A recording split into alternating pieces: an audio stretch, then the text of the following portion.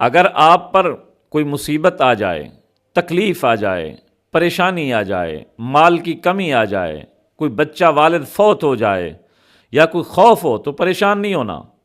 اللہ کے قرآن میں موجود ہے، اللہ فرماتے ہیں وَلَنَبْلُوَنَّكُمْ بِشَيْءٍ مِّنَ الْخَوْفِ وَالْجُوعِ کہ ہم تمہیں ضرور آزمائیں گے۔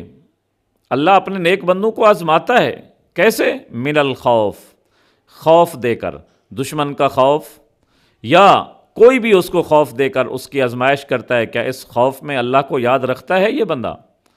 والجوع اور کبھی بھوک دے کر آزماتا ہے، یعنی اللہ نے روزے کا حکم دے دیا، رمضان آ گیا تو بھوک لگے گی، تو اللہ اس میں بھی آزماتا ہے۔ بعض اوقات گھر میں آٹا نہیں ہوتا اور بعض اوقات گھر میں پینے کی کوئی چیز نہیں ہوتی، کھانے کی کوئی چیز نہیں ہوتی، تو بھوک دے کر آزماتا ہے۔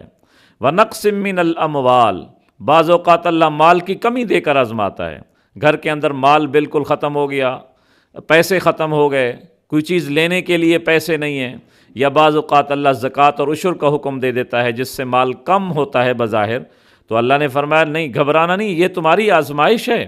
والانفس اور کبھی کوئی آدمی مریض ہو گیا، کبھی کوئی آدمی فوت ہو گیا تو جان کے ساتھ آزماتے ہیں۔ والثمرات اور کبھی پھلوں کا نقصان دے کر آزماتے ہیں۔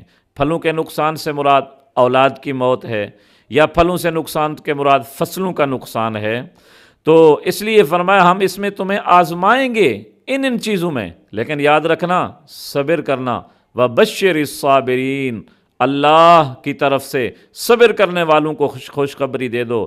کس چیز کی خوشخبری؟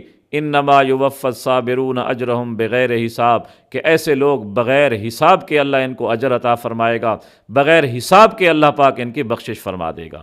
بعض اوقات سردی ہوتی ہے، سردی کے ڈر کی وجہ سے انسان وضو نہیں کرتا، انسان نماز نہیں پڑھتا، نہیں، اس پر بھی ہم نے صبر کرنا ہے۔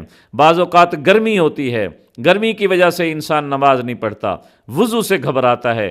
بعض اوقات معاصی کا اتنا غلبہ ذہن پر ہوتا ہے کہ اس پر کنٹرول اور صبر کرنا ہوتا ہے۔ تو جب بھی کوئی تکلیف آئے، پریشانی آئے، اس پر صبر ہم نے کرنا ہے، بغیر حساب کے اللہ ہمیں اجر عطا فرمائیں گے۔